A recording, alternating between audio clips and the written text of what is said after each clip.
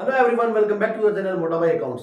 सो आज की इस वीडियो में हम कंटिन्यू करेंगे हमारा चैप्टर अकाउंटिंग प्रिंसिपल्स। हमने लास्ट क्लास में तीन बेसिक अकाउंटिंग जो अजम्पशंस थी या बेसिक अकाउंटिंग जिसको हम बोले फंडामेंटल अकाउंटिंग कंसेप्ट्स थे वो कवर किए थे। अब हम उससे आगे वाले कवर करने वाले इस क्लास में। तो तीन कंसेप्ट हम कवर कर चुके हैं, फोर्थ कंसेप्ट पे हम आ गए। फोर्थ कंसेप्ट क्या बोल रहा है? फोर्थ कंसेप्ट से speaks for business entity concept. क्या है ये? Business entity concept. एंटिटी का मतलब पहचान की बात है, ठीक है। ठीक है कि बिजनेस की अपनी एक पहचान है, बिजनेस की अपनी एक पहचान है। तो पॉइंट क्या है? According to this concept business is treated as a separate and distinct unit from its owner.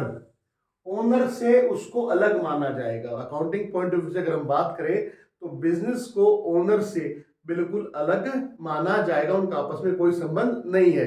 क्यों हम ऐसा बोल रहे हैं? बिकॉज देयर, इसी कारण क्या करते हैं, therefore we have to record business transactions from firm's point of view. From firm's point of view, इसी कारण से हम जो बिजनेस ट्रांजैक्शंस को रिकॉर्ड करते हैं वो फर्म के पॉइंट ऑफ व्यू से रिकॉर्ड करते हैं, ओनर के पॉइंट ऑफ व्यू से रिकॉर्ड नहीं करते हैं। ठीक है, एक बात। अगर दूसरी बात आप कर देखेंगे आप, because of this concept capital is treated as a liability for the firm. Capital को हम क्या मान रहे हैं? Liability of the firm. इसी कंसेप्ट के कारण हम कैपिटल को लाइबिलिटी मानते हैं बिजनेस की। जैसे कि as if firm has borrowed funds from its own proprietor instead of outsider. ये माना जाता है कि फर्म ने, दुकान ने फंड्स जो है वो उधार लिए हैं अपने ओनर से rather than any outsider. Clear है? तो फर्म, तो कैपिटल को क्या माना जा रहा है? कैपिटल को माना जा रहा है liability because of business entity concept. ठीक है जी। दूसरी बात आप समझिएगा, बड़ा ही इंपॉर्टेंट है। जैसे कि अगर मैं बात करूं, आप मान लीजिए अकाउंटिंग कर रहे हैं एक्स वाई जेड फर्म की। सो एक्स वाई जेड फर्म कुछ भी अगर ओनर को पे करती है, मान लो एक्स वाई जेड ने सैलरी ओनर को पे की, ये मान लो आप कि एक्स वाई जेड फर्म ने सैलरी ओनर को पे की, तो ये सैलरी अगर आप देखेंगे तो फर्म के पॉइंट ऑफ व्यू से क्या है? एक्सपेंस है, खर्चा है, जबकि ओनर के पॉइंट ऑफ व्यू से क्या है? उसकी इनकम है। बात समझ रहे हो? सेम जो ट्रांजेक्शन है, सेम जो आइटम है, वो दोनों का नजरिया अलग अलग हो गया। एक के लिए वो इनकम हो रही है, एक के लिए वो एक्सपेंस हो रही है। तो आप किसको मानोगे? बात समझ रहे हो? तो इसलिए बाइफर्केशन जरूरी है कि ओनर जो है वो अलग है भैया, ओनर से हमें कोई मतलब नहीं। हम अकाउंटिंग कर रहे हैं बिजनेस की, तो हमें बिजनेस के नजरिए से चीजों को देखना है। हम अकाउंटिंग किसकी कर रहे हैं? बिजनेस की। हमें प्रॉफिट लॉस किसका फाइंड आउट करना है? बिजनेस का। तो हम बिजनेस के नजरिए से चीजों को देखेंगे, बिजनेस की आंखों से चीजों को देखेंगे। क्लियर है? बिजनेस के चश्मे से चीजों को देखेंगे। तो पहला पॉइंट तो ये क्लियर हो गया आपको। फोर्थ जो कंसेप्ट हमारा, फिफ्थ कंसेप्ट आता है मनी मेजरमेंट कंसेप्ट। बड़ा ही simple, money measurement. You have to measure the transactions in terms of money. आपको वही ट्रांजैक्शंस को मेजर करना है मनी टर्म्स में, और उन्हीं ट्रांजैक्शंस को रिकॉर्ड करना है जो मनी टर्म्स में मेजर हो सकते हैं। तो according to this concept only those transactions are to be recorded in the books of accounts which are capable of being expressed in terms of money, which are capable of being expressed in terms of money, जिनको आप money terms में express कर सकते हो, उन्हीं transactions को आप record करोगे। एक एग्जांपल दिया हमने कि loss due to job left by key employee of the firm. Key employee का मतलब एक ऐसा एम्प्लॉय जो बहुत ही ज्यादा एफिशिएंट था, बहुत ही ज्यादा एफिशिएंट था, जरूरी था। ठीक है, जरूरी।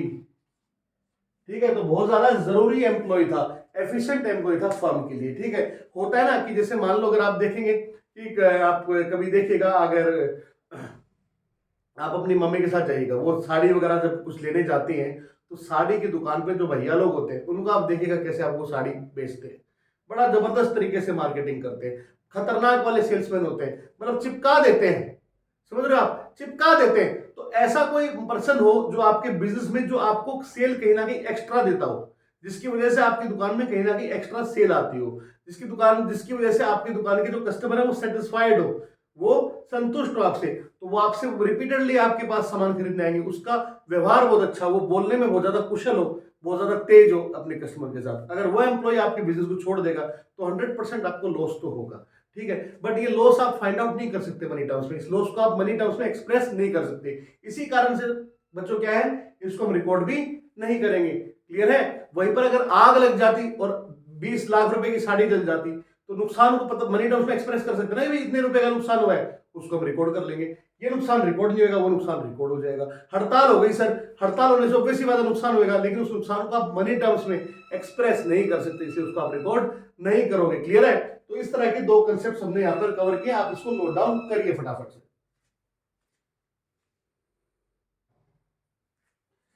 Then comes accounting period concept, हमारा 6th कंसेप्ट है अकाउंटिंग पीरियड कंसेप्ट। सिंपल नाम से पता लग रहा है अकाउंटिंग पीरियड, यहाँ पे किसी पीरियड को लेकर बात करेंगे।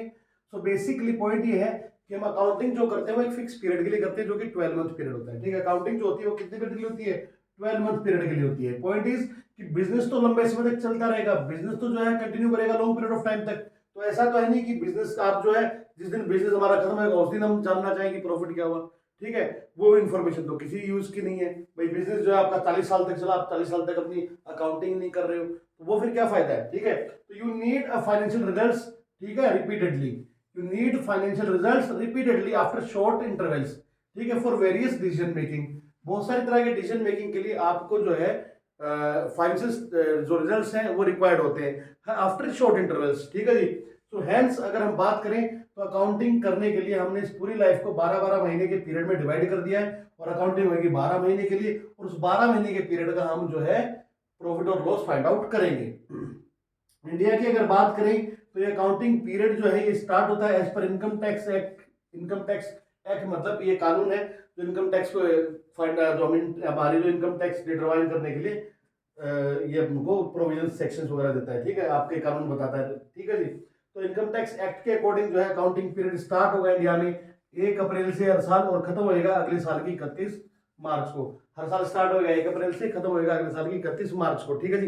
इन इंडिया इनकम टैक्स एक्ट के according accounting point of view से अगर आप कैलेंडर ईयर फॉलो करते हो 1 जनवरी से 31 दिसंबर, तो अभी कोई दिक्कत नहीं। अगर मैं यहाँ तक बात करूँ, आपके एग्जाम में क्वेश्चन आते हैं। ठीक है, प्रैक्टिकली हम लोग नहीं फॉलो करते, हम यही फॉलो करते हैं। ठीक है जी। चलिए नेक्स्ट 7th आता है हमारा कॉस्ट कंसेप्ट, और दूसरा इसका नाम है historical cost concept. Cost concept historical, historical मतलब पास्ट, पास्ट की बात करेगा सर ये। ठीक है, ये भूतकाल की बात करेगा। तो ये कंसेप्ट बड़ा सिंपल है, कुछ भी नहीं है इसमें। According to this concept assets are recorded, assets को हम रिकॉर्ड करते हैं at the price at which they were purchased.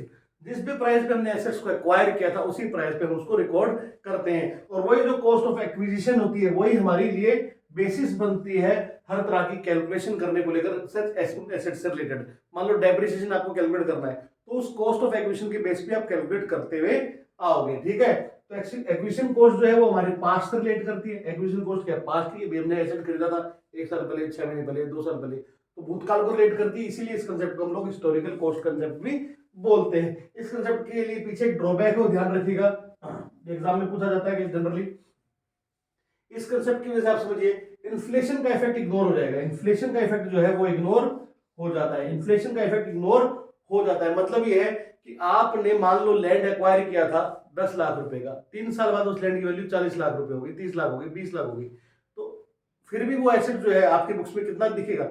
हमको 10 लाख का ही दिखेगा। क्लियर है? तो पॉइंट ये है कि जो इन्फ्लेशन का इफेक्ट है वो इग्नोर हो जाता है। इसी कारण से जो है इंफॉर्मेशन जो होती है वो मैनेजमेंट के लिए इतनी यूजफुल नहीं होती इस कंसेप्ट की वजह से।